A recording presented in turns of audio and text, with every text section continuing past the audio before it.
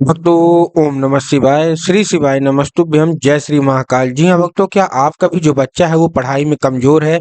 आप बहुत ज़्यादा परेशान है उसको पढ़ाई के लेके कि आपका जो बच्चा है वो पढ़ता ही नहीं है। आपने बहुत अच्छी स्कूल में उसको रख रखा है, लेकिन आपका जो बच्चा पढ़ाई में उसका मन ही नहीं लगता। आप बहुत ज़्यादा फीस दे रहे हैं, आप बहुत ज़्यादा उसके पीछे मेहनत कर रहे हैं, पैसे खर्च कर रहे हैं, ट्यूशन लगा रहे हैं और तरह तरह के कॉपी किताब और ये सब बस्ता सब आप उसको खरीद को दे रहे हैं।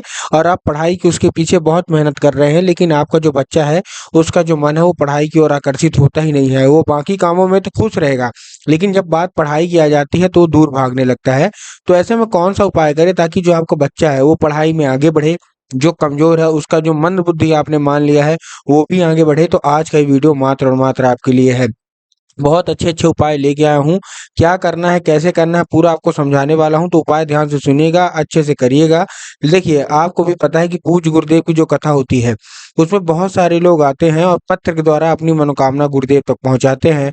तो जब पिछले कुछ दिनों में जब गुरुदेव की कथा हुई और लाखों की भीड़ आती है, ये आपको पता है। तो जब गुरुदेव की कथा में भीड़ आई, तो लोगों ने पत्र के द्वारा गुरुदेव को अपने क्या दिए, पत्र के द्वारा गुरुदेव के पास अपनी मनोकामना पहुँचाई। तब गुरुदेव ने पत्र पढ़ा और पत्र पढ़ने के बाद उसमें सबके यही मनोकामना थी, बहुत सारे लोगों की, कि गुरुदेव हमारी जो घर का बच्चा है वो पढ़ता नहीं है, कृपया करके कोई ऐसा उपाय बता दे ताकि जो उसका मन हो पढ़ाई की ओर लगने लगे। हम उसको पढ़ाने बैठाते हैं तो पढ़ाई की जगह खेलने चला जाता है, पढ़ाई में उसका मन बिल्कुल भी नहीं लगता, कृपया करके कोई उपाय करें।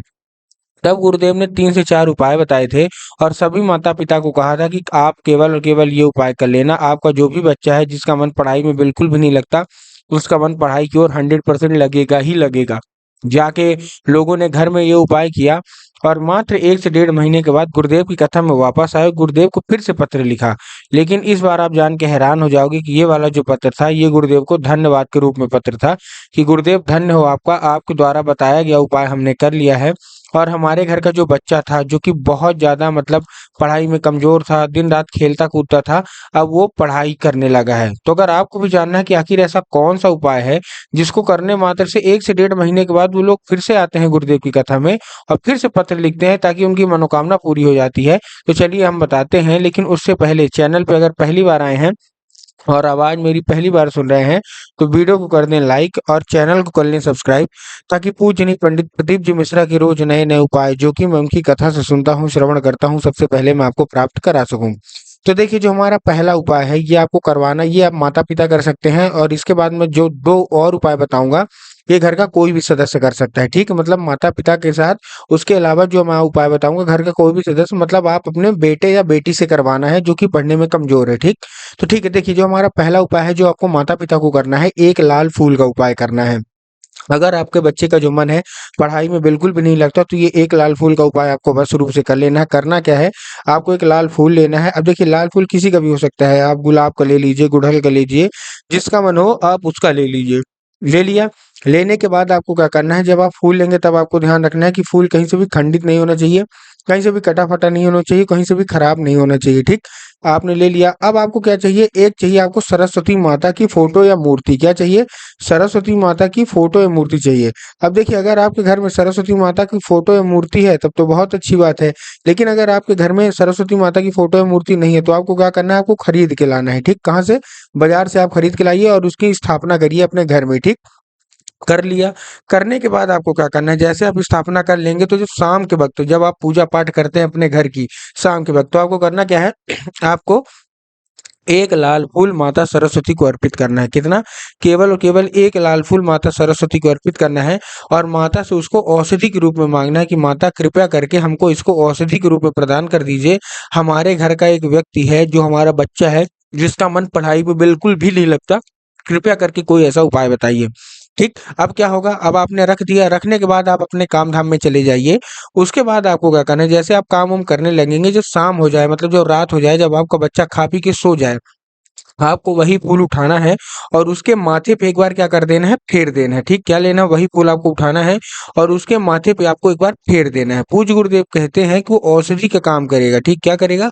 वो औषधि का काम करेगा। जैसे ही आप उसको फेरेंगे, तो उसके अंदर जो भी माता सरस्वती की शक्ति रहेगी, वो प्रवेश कर जाएगी और आपका जो बच्चा है, वो पढ़ाई में अव्वल होगा, ठीक? ये था हमारा पहला उपाय। अब हम बढ़ते हैं अपने दूसरे उपाय की ओर, जो कि आपको अपने बच्चे से ही कराना है, मतलब किसी और से नहीं कराना, आपको अपने बच्चे से कराना है। लेना है 1 लोटा जल, और 1 लोटा जल के साथ-साथ और क्या चाहिए, 3 बूंद शहद ले लीजिए, ठीक? अब देखिए ध्यान से सुनिएगा, 1 लोटा जल और 3 बूंद शहद। अब 1 लोटा जल, सबसे पहले तो तांबे के लोटे में जल होना चाहिए, सबसे पहली बात।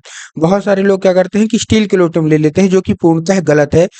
आपको स्टील के लोटे में नहीं लेना, आपको तांबे के लोटे में लेना है, ठीक है? ले लिया, लेने के बाद आपको क्या करना है, वो जो जल है वो आपके घर का जल होना चाहिए। बहुत सारे लोग क्या करते हैं कि वो जाके मंदिर परिसर से जल ले लेते हैं, जो कि पूर्णतः गलत है। आपको मंदिर परिसर से जल नहीं लेना, आपको अपने घर से जल लेना है, ठीक? ले लिया, लेने के बाद क्या करना है, उसमें आपको 3 बूंद शहद मिला लेना है।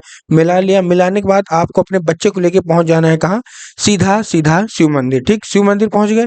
शिव मंदिर पहुंचने के बाद अब आपको क्या करना है, जैसे आप शिव मंदिर पहुंचेंगे तो दिशा कौन सी होनी चाहिए। देखिए जल तो सब अर्पित कर देते हैं, लेकिन कौन सी दिशा में आप अच्छे से जल अर्पित करेंगे, अब हम उसकी बात कर लेते हैं।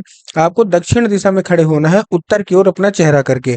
अब देखिए दक्षिण और उत्तर तो बहुत सारे लोगों को समझ में आता है, लेकिन बहुत सारे लोगों की समझ नहीं भी आता। तब गुरुदेव ने बताया कि आप जिस भी शिव मंदिर जा रहे हैं, उस शिव मंदिर का जिधर साइड जलाधारी हो, तो आपको क्या करना है, अपना चेहरा उधर साइड करके खड़े हो जाना है, ठीक? खड़े हो गए, खड़े होने के बाद उसको तुमरुका माता का नाम लेके, कौन सी माता का नाम, तुमरुका माता का नाम लेके उसको बोलिए कि अर्पित कर दे। जब वो अर्पित करेगा तो तुमरुका माता का नाम लेके अर्पित करवाइएगा। पूज्य गुरुदेव कहते हैं कि अगर तुमरुका माता का ये उपाय वो व्यक्ति 1 से 1.5 महीना लगातार कर लेता है, उसका जितना भी मानसिक संतुलन है, जो कि पढ़ाई में नहीं लगता, वो पढ़ाई की ओर लगने लगेगा और पढ़ाई की ओर आकर्षित होने लगेगा, ठीक? ये था हमारा कौन-सा? ये था हमारा दूसरा उपाय। अब हम बढ़ते हैं अपने तीसरे उपाय और आखिरी उपाय की ओर।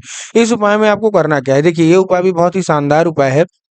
इस उपाय में आपको चाहिए 1 पान का पत्ता और शहद। क्या-क्या चाहिए? 1 पान का पत्ता चाहिए और शहद चाहिए।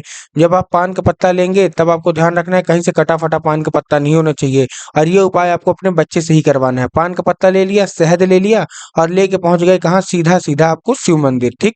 शिव मंदिर पहुँच गए। अब शिव मंदिर पहुँचने के बाद आपको क्या करना है, जैसे आप शिव मंदिर पहुँचेंगे, शिव मंदिर पहुँच गए, अब आपको माता अशोक सुंदरी की जगह पे आपको अर्पित करना है। अब देखिए जिनको पता है कि माता अशोक सुंदरी की जगह कहाँ होती है, उनका तो ठीक, लेकिन बहुत सारे ऐसे लोग हैं जिनको यही नहीं पता कि माता अशोक सुंदरी की जगह कहाँ होती है। तब गुरुदेव ने बताया कि जो जलाधारी होती है, जलाधारी के दाएं साइड में माता अशोक सुंदरी की जगह होती है। तो आपको करना क्या है, माता अशोक सुंदरी की जगह पे अपने बच्चे से पान के पत्ते में शहद का लेपन लगवा के अर्पित कर देना है। पूज्य गुरुदेव कहते हैं कि इस उपाय को करने से माता अशोक सुंदरी काफी ज्यादा प्रसन्न होती हैं, और जो भी आपके बच्चे के अंदर ज्ञान की कमी रहती है, बुद्धि विवेक की कमी रहती है, सारा का सारा प्रदान करती ही करती हैं, ठीक? तो ये उपाय उम्मीद करता हूँ आपको समझ में आ गया होगा, और उम्मीद ये भी करता हूँ कि आज के जितने भी उपाय मैंने आपको बताए सारे के सारे समझ में आ गए होंगे। उपाय अच्छे लगे हों तो कमेंट बॉक्स में हर हर महादेव लिखना बिल्कुल ना भूलें। मिलता हूँ अगली वीडियो में, तब तक के लिए सबको जय श्री महाकाल।